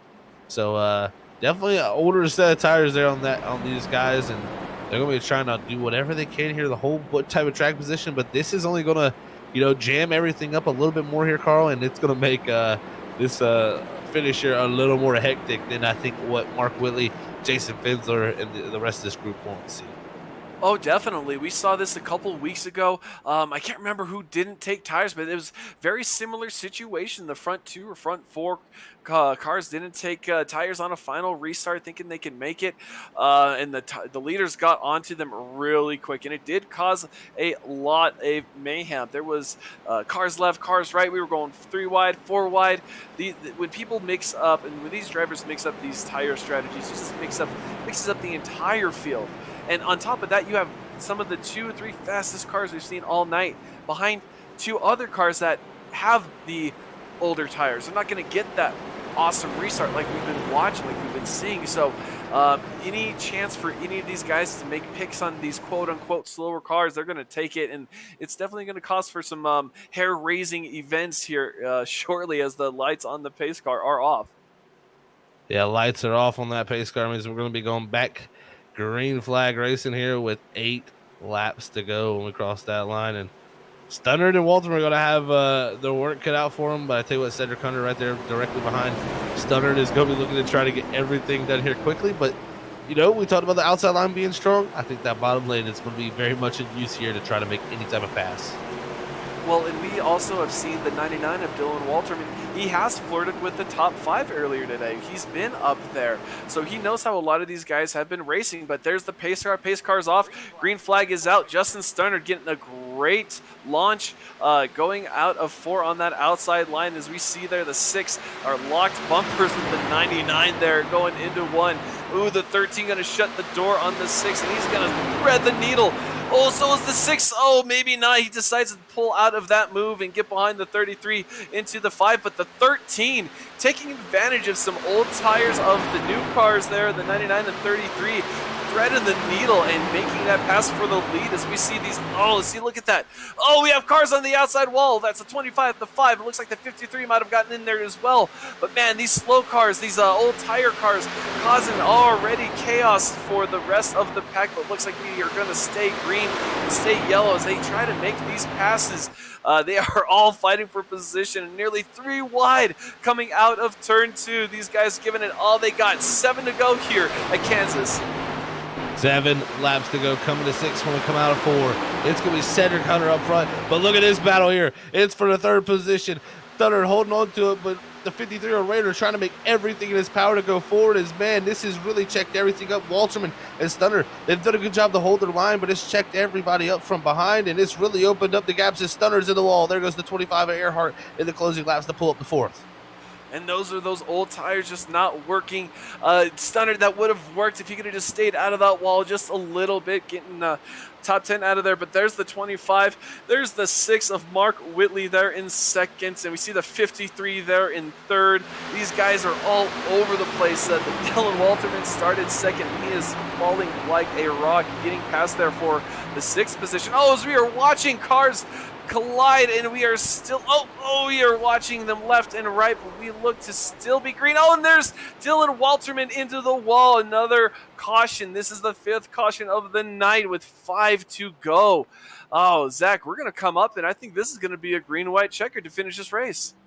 I very much think so also, Carl. That right there was mayhem, and it all transpired there really with the contact between the 48 of Parker Johnston and the contact between the 99 of Walterman that shot him down onto that apron surface. And we'll go back here on this history replay and see exactly how it happened here. As you can see on that flat surface, the car not going to want to turn, trying to get it slowed down. Luckily misses a few as he comes up. The 84 Dorsey goes by, but here's the 33 Stunner, nowhere to go for him as he tries to check up. And Murphy comes piling through, and the 8 of Ian Baker, our pole setter. Multiple drivers there just trying to make their way through that mayhem, and Walterman there trying to hold on to his race car, and that is going to bring out a caution. That's going to bring the green-white checkered out, and man, it's going to get crazy now. Cedric Hunter did not want to see that. He had a huge gap there, Carl, back to Mark Willie, almost a 2nd gap.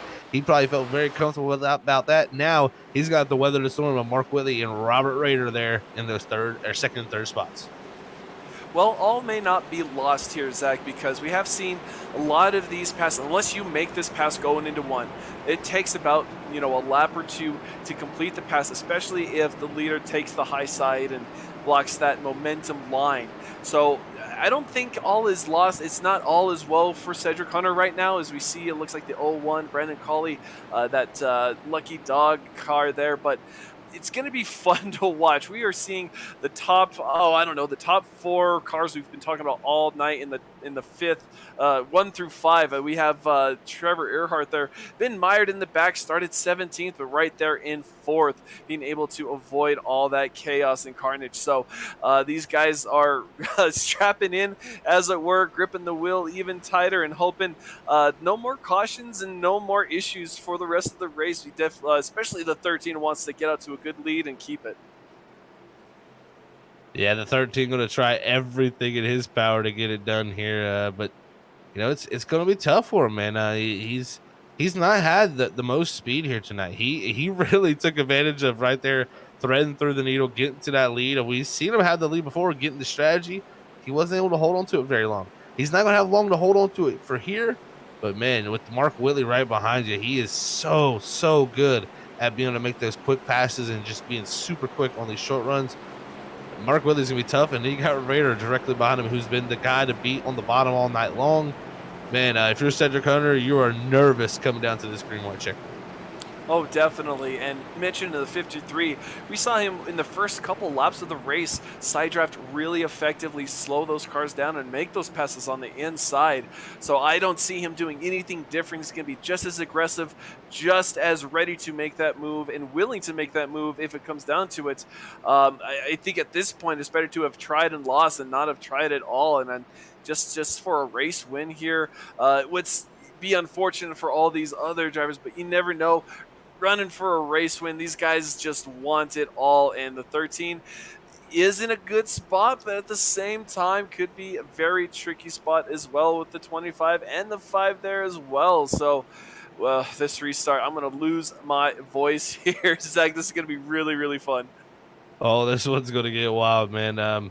We know how the 13-6 race always super hard, and you throw Robert Rader into the picture, but also don't look too far behind. If something happens between this trio here, it's our defending champion of Trevor Earhart. I mean, he is right now the driver that I look to, need this the most. He needs this more than anybody. He could have said Raider, but now he's got that one in his back pocket from last week at Phoenix. Trevor Earhart right here. If he can somehow position himself well enough to get right up into the mix of this, and he can get a win here tonight, it'll help him so much for the rest of the season. It's been a tough one here, bouncing back from that championship. I mean, it's fourth in points. Still a good season for him, but I know he wants more in that 25 machine. Oh, of course. I mean, after your first championship, you hear it all the time. You only want another one and another one, and it just, that success feels more success. And having the beginning of the season like he's had, it's not gone the way he's wanted it to. But being up here in fourth, getting ready for a green-white checkered here at Kansas, it really is anyone's game. And definitely keep an eye on that 25 machine. He will be willing to stick it three wide. Doesn't matter for what position, just to get that extra points to carry him to the championship. So definitely looking to repeat. And a fourth place finish doesn't quite do it, but a win could definitely help him complete that second season here. But man, these guys are lined side by side. Lights are off on the pace car. So this will be a green, white, checkered. The pace car is going to make the hard left right there, and right away, look at that. Cedric Hunter launching, not wasting any time to get that lead and get a gap as we see the 13 launch immediately here with 2 to go. In the 6 right behind him, 53, Robert Rader in third and Jason Fensler in fourth, but getting passed by the 25 of Trevor Earhart. Trevor Earhart trying to make moves on the low line, but just can't make it stick. And they'll be going down the back straightaway here. It's Mark Whitley. You got the 53 of Robert Rader all over the back bumper of him. Cedric Hunter, though, using that great start, was able to get out to the lead as they come off of 4. You're going to look up. You're going to see the freaky fast white flag. It's 1 to go here at the Kansas Motor Speedway as Cedric Hunter looks to pull off another victory and steal this one away as Rader makes the move for second. Oh, Rader makes a huge dive into turn 1 for second, doing the crossover, getting right up there in front of the 6 machine of Mark Whitley. Mark Whitley giving a shove, trying to get that inside line into 3, and he sends it into 3, trying to do the same crossover move. Coming out of 4, here goes Robert Rader doing another crossover, coming out of 4, getting ready to cross the start-finish line, and we are finished. There is the checkered flag, and the second place will go to Robert Rader with the amazing last-ditch crossover move from the 53 around the 6 machine of Mark Whitley. That was some fantastic driving there, and with that, Trevor Earhart finishing 4th, Jason Fensler there in 5th. That was just, I have no words for that, Zach. Man, oh man, what a win there by Cedric Hunter to get himself another victory, and definitely one I would say he probably would say, man, I didn't expect to have this one tonight, but man, Mark Whitley, Robert Rader, what a battle down to the end between that 53 and that 6 machine, and that is one you love to see, crossing each other over, coming to the start-finish line, and Rader is just able to, just by 0.05 of a second, beat that number 6 machine and pull home in that second position. There it is, Cedric Hunter. He's going to burn it down here tonight for that victory here at the Kansas Motor Speedway. And Cedric Hunter looking for all of these wins. He's definitely been, he's missed us one race, I think, early on in this season, kind of a latecomer to the league, but already trying to make a dent in those points. And this will certainly help here today with a win. So we are going to let this... we are going to let this guy burn his tires down, and we come back. We are going to talk with your your 1 through 3 finishers. So when we come back, we'll be able to talk to third place finisher of that's Mark Whitley. That's right, because that last minute crossover. So we'll be right back to talk with our top 3 finishers.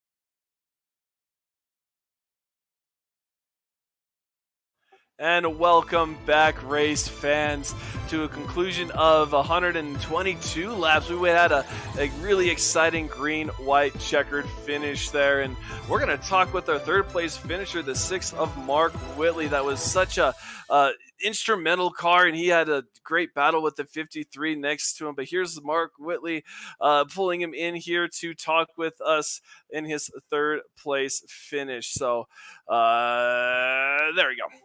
Hey there, Mark. How's it going? Hey, Mark. How's it going? This is Carl and Zach in the booth. We had a great finish there with that green, white, checkered, and all those crossover moves with Robert Rader. Walk us through that real quick. Yeah. It was just it was kind of going back to dirt track racing, trying to get a run off the high side and diving in underneath and trying to do a slide job. And he did probably a little bit better one in 1 and 2, and I tried to get him back in 3 and 4, and I tried to I drove it in really deep, and I knew I was going to slide up, so I tried to hit the brakes and kind of park it in the middle of the corner where he'd have to go, he'd have to back off to go around me, but he was able to keep enough momentum to beat me off the corner there. So wasn't the finish we were hoping for.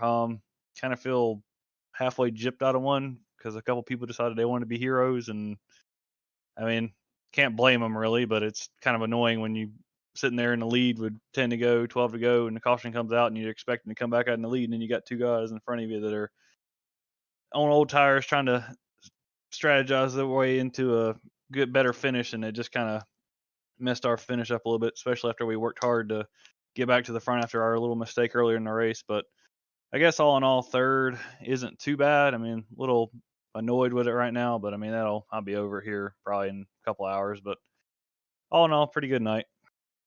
Yeah, Mark, Zach up here also, man. All in all, like you said, a good night. But, like you said, you had to bounce back also from the early mistake in the night of getting into that wall. How hard was that to bounce back, man? And how do you feel about going into Watkins Glen after that also? Because definitely a good road course racer. Yeah, early in the race, I was just trying to sit there and sit tight and try to finish that first stage and win the stage. And I got a little tight in 3 and 4, and I come off the corner. I was like, I don't think, if anything, I'll just graze the wall a little bit. So I just decided to keep my foot in it, and that was a bad idea because I about knocked it down and spun out. So that messed us up, and pretty much had to use our fast repair at the end of the first stage. And just kind of was trying to be a little bit more conservative the rest of the night, just work our way forward. We're able to get back to second pretty quick behind Finsler, and then I used my tires a little bit up, so I was just trying to follow him, and he started walking away a little bit, and then me and him both pitted about the same time, and it was about tit for tat for both of us, and then also Robert was up there too. So the whole race was just us, pretty much us three up there, and then that final stage, I uh, I was able to get in front of Finsler, and I was gonna try to short pit and pit at least one lap sooner, and then I was about to come in, and he was like, "I'm coming in this lap," so I'm like, "All right, well, that's perfect. I'm coming in too." And I think we had a little bit better pit stop, and had a little bit of a gap coming off of the pit stop, and then there was some car on the track that was a little bit slower. I think they hadn't pitted yet, and they about got real tight in front of me. Had to back off, and I wound up losing a spot to Cedric, and I had to get back by him, and I don't know. It was going to be a good race, I think, between me and Finsler, because I think I used my tires up a little bit trying to get around Cedric after we came out of the pits, and he was slowly catching me. So I think if that last 10 laps would have went green, it'd probably been a good finish between me and him. But all in all, the whole night, I mean, we didn't never fall back too far. That's what kind of saved me, because here it's kind of hard to pass, because once you start getting wear on the tires, it's pretty much rim riding around here all night. So it's hard to pass. So you got to be in a good position. Thankfully, whenever I did go back, I was able to get back up pretty quickly and use the fresh tires and was able to hold on. Watkins Glen, I normally like running there, but the last couple times I've run there, for some reason, I've kind of used the rear tires up a little bit more than I needed to. So hopefully we can do a little bit better job next week. And we let one slip away at the Roval with Cedric getting by us there at the end. So maybe we can come back around and get this road course win. Well, a road course win would be great, but of course, the third place tonight. Mark, anyone you want to give a shout out to? Quick shout out Harpoon Designs. Awesome paint scheme. He made this last week. I kind of joke with Robert that it was bad luck. I switched to it last week and I was turned into a pinball for our race. So after I hit the wall of that first stage, I was starting to think I ain't never running this damn thing again. But it came back around. But so Harpoon Design, check him out. HarpoonDesign.com. He's also got a bunch on trading paint. And then my other sponsor, shopangryduck.com. They're the one-stop shop for all your custom racewear, hats, t-shirts, jackets, hoodies, anything you can imagine. They can make it and they can get it for you.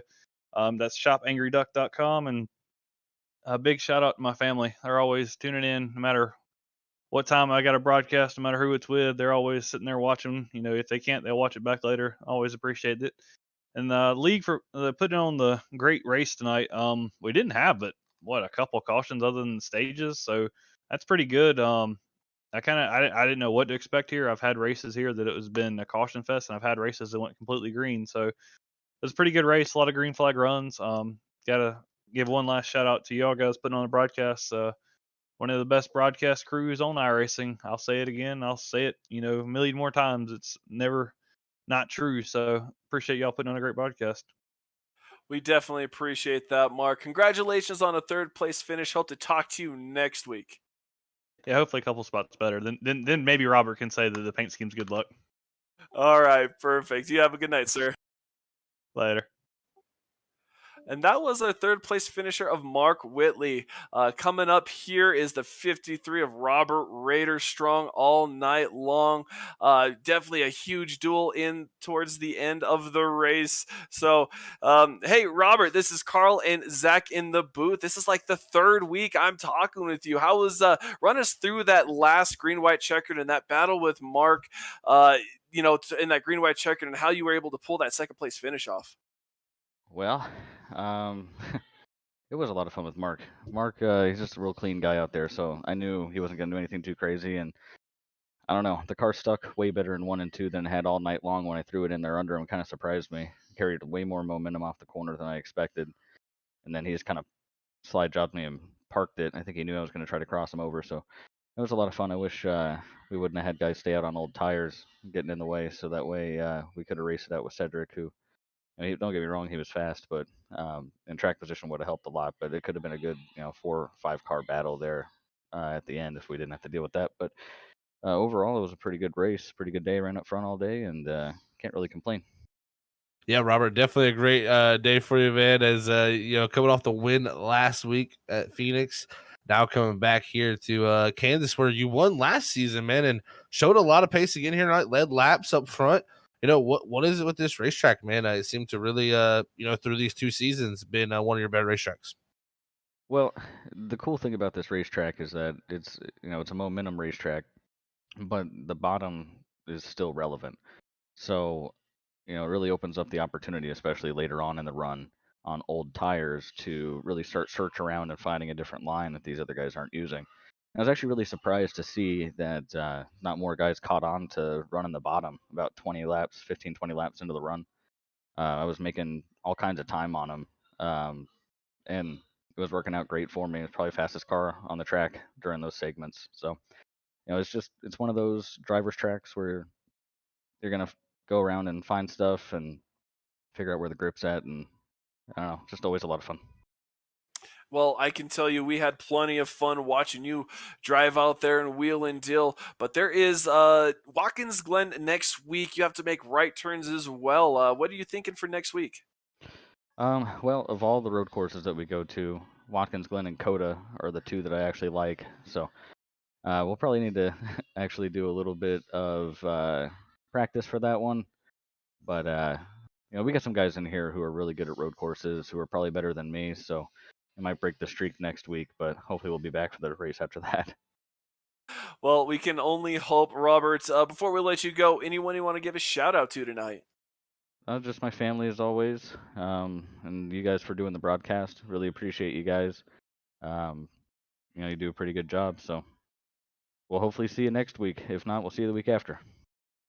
Well, definitely, Robert. Congratulations on a second place finish. You have a good night, sir. Thanks, you too. And that was the 53 of Robert Rader, our second place finisher. But here we are. This is the moment you all been waiting for. We're going to talk with the 13, our winner of Cedric Hunter. Cedric, it's Carl and Zach in the booth. So you had definitely some scary points, especially in that second stage where you were just max fuel save. Did you know you were going to have to fuel save early on in that run, or was it kind of a last minute thing? No, I definitely knew coming into it that we had to pit for fuel probably at some point, unless unless I managed to stretch out about 3 or 4 laps longer than would have been able to just under race conditions. So from the get go, with about 1 to go, coming out of the first stage to start the second stage, I topped up on fuel, kind of resetting myself in the back, and then I went full mentality of just save, save, save. So I was clutching into the corners, and I was trying to take it as easy as possible. And I knew that if I can make it to the stage and I can obviously win the stage, then that just resets me back in the lead, and then the race kind of restarts for me at the end there. So it was the strategy that I was sticking to at the end of the first stage, and it paid off really well. I definitely didn't have I would say race winning pace tonight. I think that my pace, if it just went green the entire way, would have probably been fifth ish, roughly around there, maybe between fourth to sixth, because in that range. So we caught a break tonight, and we got the win. So feels really good, and it's good to finally have the golden horseshoe on my side. Yeah, definitely a good luck moment for you for sure there at that caution. You had the 2 cars stay out on the older tires. What went through your mind there, and how did you make your way to the lead there through them? I mean, that was the deciding moment to get you the lead, but then you also had to make another restart with the green white checkered. So kind of had to the replay it all back out. But man, how crucial was it getting through those 2 cars on older tires? It was nerve wracking. Obviously, having 2 guys on older tires, you don't know exactly which lane is going to prevail, and you don't know what to expect. So I was definitely nervous coming onto that restart, and I thankfully had the control car on the outside with me, so it was able to dictate the momentum and the pace going to turn 1, and I was able to kind of just slide in between the both of them and set sail. And when we had that last caution, I was kind of bummed out. It was definitely rough. I was nervous because I know that the Fensler, the Mark, and Robert were just as fast, if not way faster than I was on the short run. So I was hoping they were going to race each other, and thankfully they did. And I was the control car, so I was able to kind of set a gap and just bring it home. So feels really good. Yeah. Well, it was really fun to watch everything play out. But next week, there's Watkins Glen, another road course. Are we going to see you and Mark beating and banging like we did at the Roval? I hope so. I feel like I'm better than I am at Watkins Glen than I am at the Roval. So it should be a fun one. Should be interesting. I know that in the past, Mark and I have had pretty similar pace there. So I would say fully expect Mark and I to duke it out next week. Mark it in your calendar. You're probably going to want to tune in. I'm calling it right now. It's going to be a really good one. Well, always between you guys, it's always some good fast racing. Anyone you want to give a shout out to before we let you go this evening? Yeah, I want to give a huge shout out to all the drivers and admins that make the racing here possible. I want to give a huge shout out to Brandon Colley, my teammate from Category 5. He came back to this league since he didn't have anything to do on Wednesday nights. So he got the bug. He came out and joined me. Unfortunately, he didn't have a great race. He was able to bring home a top 10. So not the run that he would have liked to, but not a bad one nonetheless. So shout out to for him for coming to join us. Shout out to you guys in the booth, and you guys always do a really good job. So as always, I'll be rewatching it tomorrow, and just very excited on seeing the job that you guys have put up, and all the fans out there that tune in on a weekly basis. So thank you to just everyone involved, and off to Watkins Glen we go. Awesome sauce there, Cedric. Congratulations on your win. You have a good night, sir. You too, man. Take care. So there were our our top 3 finishers, Zach. And after a green-white checkered, some fuel strategy, relatively few cautions considering how the past couple of weeks have gone. This has been a really, really good night of racing, and just how crazy how everything ended up.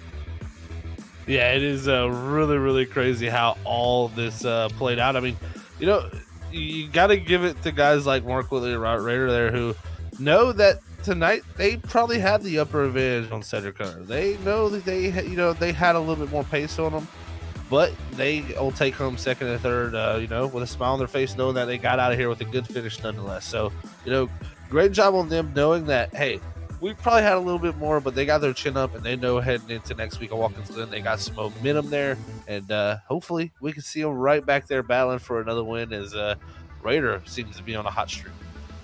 Always awesome to see these drivers on their hot streaks, and a lot of these drivers being fast and being consistent. So while we talk about that, we're going to pull up our other our lineup here, I guess our finishing order, and really see how these guys ended up. Of course, we have Cedric in first, Roberts Raider in second, Mark Whitley there in third, Trevor Earhart in fourth, Jason Fensler's finishing there in fifth, Nick Alves in sixth, Grant Thorpe a great run in seventh, and Cody Dorsey finishing in eighth, Ray Lane in ninth, and then rounding out the top 10, as Cedric said, was Brandon Colley. One person who really stands out is that 8 of Ian Baker. Started on the pole, had some really, really bad luck, ended up in 16th 2 laps down. We saw Justin Stunnard. He made a last-ditch attempt at that green-white checker to get some strategy, stayed out, but did not work. He actually ended up 5 laps down, so just kind of heartbreaking for a lot of these guys tonight.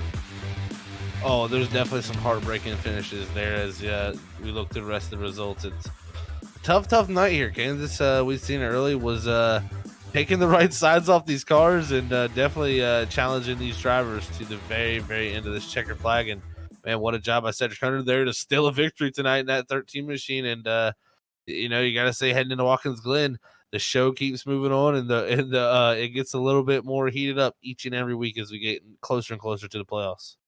And these drivers know how to bring the heat and apply it. They have been racing great. But until the Watkins Glen next week, same time, same place, we are going to send it up to our producer, Robert.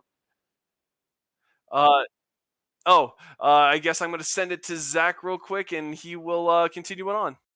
Yeah, we'll close out the broadcast here tonight at Freaky Fast. But first, we'll bring up our upcoming schedule here for the rest of our week of broadcasting here at the Freaky Fast Broadcasting. So, as you can see, tonight was the Underdog League here at the Kansas Motor Speedway. Next, we're going to have the Watkins Glen International Speedway there with the Stars and Stripes League tomorrow night at 9:20 Eastern with me and Sam Dyer up in the booth. And then Saturday night, you'll be able to watch the season finale of the NAISCC Cup Series there at the Chicagoland Speedway, where they'll crown a champion. Maybe myself. So that'll be interesting to see. So definitely want to check out that race cup coming this Saturday, as that'll be the last race of the season there for that Cup Series. And then heading into the next week, we got some special things happening as our MPI Cup Series kicks off, and the NISCC Truck Series, a race car graveyard truck series, kicks off also, and we'll have that upcoming schedule coming up Saturday.